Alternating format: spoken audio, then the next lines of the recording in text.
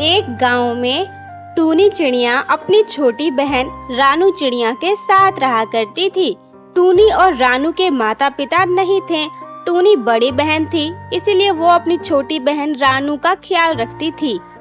टूनी लोगों के घरों में खाना मांगकर अपनी छोटी बहन को खिलाया करती थी। दीदी, मुझे बहुत भूख लगी है। देखो, कल से हमने कुछ भी नहीं खाया है। मुझे कुछ तो खिलाओ। मेरे पेट में बहुत जोरों की दर्द हो रही है। अब अगर मैंने कुछ नहीं खाया तो मैं तो मर ही जाऊंगी। अब मुझसे और बर्दाश्त नहीं होता। नहीं नहीं रानू, ऐसा मत बोल, तुझे कुछ भी नहीं होगा। मैं हूँ ना, मैं तुझे कुछ खिलाती हूँ। तू यहीं घर पर आराम से रहना, मैं अभी आती हूँ। बाहर से कुछ खाने का जुगाड़ करके आती हूँ। ठीक है दीदी, पर जो करना है जल्दी करो, क्योंकि मुझे बहुत जोरों की भूख लग रही है। मेरे पेट में बहुत तेज दर्द हो रहा है, मुझसे बर्दाश्त नहीं हो रहा। जल्दी कुछ करो। टूनी अपनी बहन के लिए खाना लेने के लिए चली जाती है। वो सुंदरी कबूतरी के घर जाती है और उससे कहती है, सुंदरी चाची, मुझे खाने के लिए कुछ दे दो। मेरी बहन बहुत भूखी है। उसके पेट में बहुत ज्यादा दर्द हो रहा है, कहीं उसे कुछ हो ना जाए। अरे टूनी, तू रोज रोज यहीं खाना मांगने क्यों आती है? जाकर कहीं और खाना मांगा करना। मैं रोज रोज तुझे इतना खाना कहाँ से दूं? चाची, मुझे यहाँ कोई और नहीं जानता है, एक आप ही तो अपनी सी लगती हो। मुझे थोड़ा सा खाना दे दो, मेरी बहन को बहुत जोरों की भूख लगी है। अरे टूनी, तू समझती क्यों नहीं है? मैं भी तुम लोगों की तरह गरीब ही हूँ। लोगों के घरों में काम करके मैं अपना गुजारा चला रही हूँ। मैं तुम लोगों को खाना कहाँ से दूं? रोज तुम मेरे घर खाना मांगने आती हो। अब मैं और तुम्हें खाना नहीं दे पाऊंगी। मैंने तुम्हें कितनी बार कहा है, लोगों के घरों में तुम भी कुछ काम कर लिया करो और थोड़े बहुत पैसे कमाओ, उसी से अपना गुजारा चलाओ। यूँ रोज रोज किसी के घर जाकर खाना मांगना अच्छा लगता है क्या? चाची, ये तो मेरी मजबूरी है। मैंने बहुत लोगों के घर काम करने को कहा, लेकिन कोई भी मुझे काम पर रखता ही नहीं है। मैं बहुत छोटी हूँ ना अभी, इसीलिए सब कहते हैं कि मैं भी काम नहीं कर सकती। कोई मुझे काम पर रखने को तैयार नहीं है। आप ही बताओ, मैं क्या करूँ? मुझे बस थोड़ा सा खाना दे दो। मैं वादा करती हूँ, मैं कल से तुम्हारे घर खाना मांगने के लिए नहीं आऊंगी। बस आज भर थोड़ा खाना दे दो। ठीक है टूनी, ये लो, ये 2 रोटियां हैं मेरे पास, ये ले जाओ और अपनी बहन को खिला दो। मैं इससे ज्यादा तुम्हारी मदद नहीं कर पाऊंगी और मुझे माफ करना, मैंने तुम पर गुस्सा किया, लेकिन मैं क्या करूं? मैं भी तो गरीब ही हूं। मैं तुम लोगों को कहां से खाना दूं? टूनी सुंदरी कबूतरी को धन्यवाद करके अपने घर के लिए निकल जाती है। रास्ते में उसे एक बूढ़ी चिड़िया दिखाई देती है, जो बड़ी ही हताश होकर बैठी हुई थी। अरे, ये बूढ़ी अम्मा को क्या हो गया? ये इतना उदास होकर क्यों बैठी हुई हैं?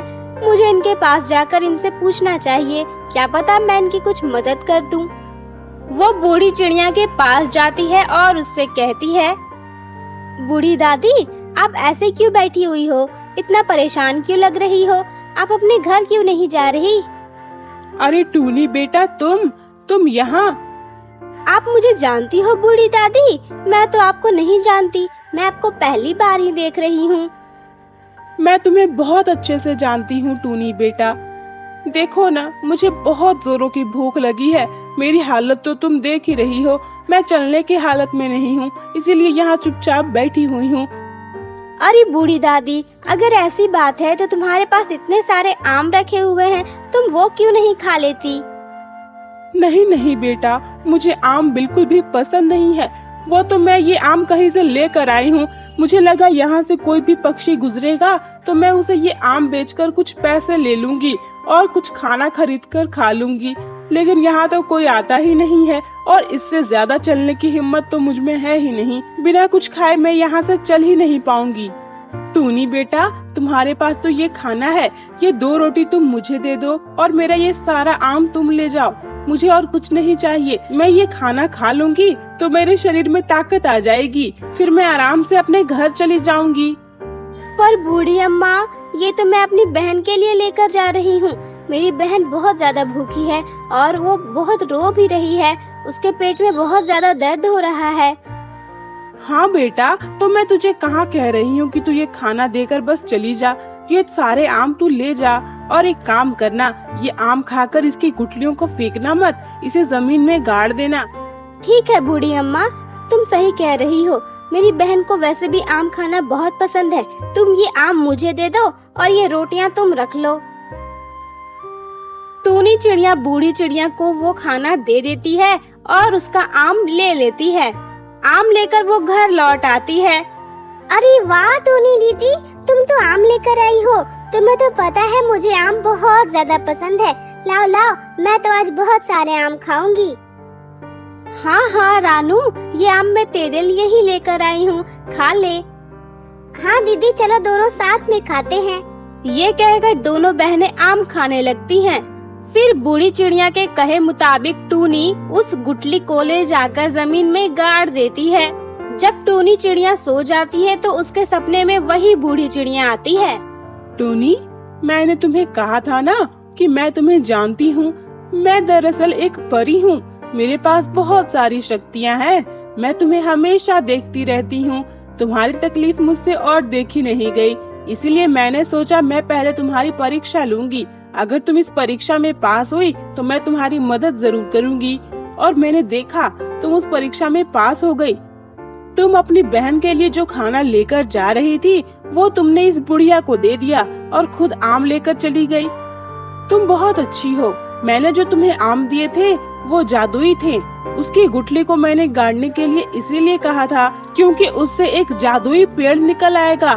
देखना, तुम सुबह उठोगी तो वहाँ एक पेड़ निकल आया होगा। इतना ही नहीं, अगले दिन तुम देखोगी कि उस पेड़ में 3 तरह के अच्छे अच्छे फल निकल आएंगे। सुबह जब टूनी चिड़िया उठती है तो उसे वो सपना याद आता है। वो जल्दी से घर के बाहर जाती है। उसकी आंखें हैरान रह जाती हैं। अरे टूनी दीदी, ये क्या? हमने कल ही तो यहाँ पर आम की गुठली लगाई थी, आज यहाँ पर पेड़ भी निकल आया। वाह, इतनी जल्दी कैसे? लगता है वो जादुई आम था। हाँ मेरी बहन, ये जादुई आम ही था। जिस बूढ़ी चिड़िया ने मुझे ये आम दिया था, रात को वो मेरे सपने में आई थी और उन्होंने मुझसे कहा कि वो एक परी है और उन्होंने हमारी मदद की है। दोनों बहनें बहुत खुश हो जाती हैं। इसी तरह अगली सुबह जब वो दोनों घर से बाहर आती हैं, तो उन दोनों की खुशी का ठिकाना नहीं रहता। उस जादुई पेड़ में 3 तरह के फल लग चुके थे, अंगूर, आम और अमरूद। ये तीनों ही फल उन दोनों बहनों को बहुत पसंद आते थे। अरे वाह दीदी, ये देखो, इनमें ये 3 तरह के फल लग चुके हैं और ये तीनों ही हमारे पसंदीदा है। चलो हम इन फलों को खाते हैं, बहुत मजा आएगा। उसके बाद टूनी बाजार जाकर उन फलों को बेचना शुरू कर देती है, जिससे उसे बहुत अच्छे खासे पैसे मिलने लगते हैं। अब टूनी की आर्थिक स्थिति सुधर जाती है। टूनी के पास बहुत सारे पैसे हो जाते हैं। एक दिन वो बाजार में अपने फल बेच रही थी, तभी उसे गांव का बदमाश कौवा देख लेता है। उसका नाम बबलू कौवा था। अरे, ये टुनटुनी फल बेचने का काम कब से शुरू कर दी? ये तो बहुत गरीब थी ना। ये तो लोगों के घर में खाना मांगा करती थी।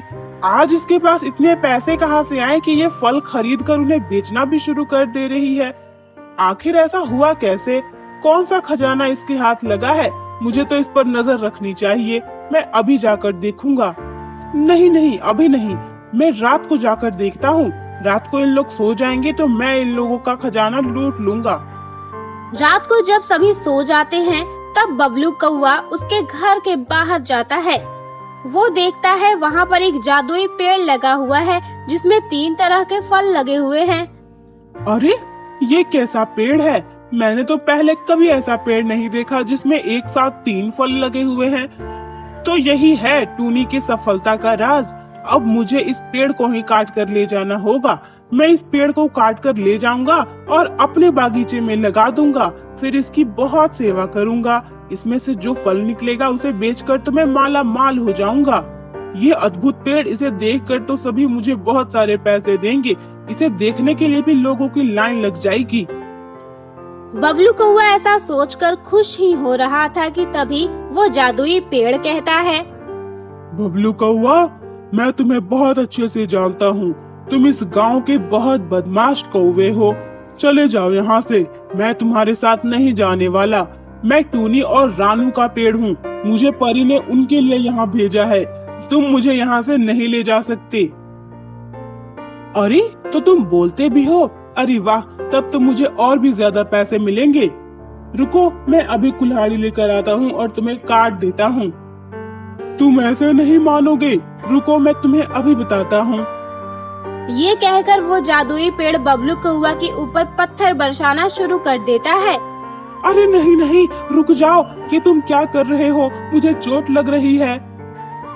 ठीक है, मैं यहाँ से जा रहा हूँ। मैं कभी इधर नहीं आऊँगा। मुझे माफ कर दो, मुझे जाने दो। ये कहकर बबलू कौवा डर कर वहाँ से भाग जाता है। इस तरह रानू और टूनी के पेड़ को कोई भी नुकसान नहीं पहुँचा पाता। टूनी चिड़िया और रानू बहुत खुशी खुशी अपनी जिंदगी जीने लगती हैं।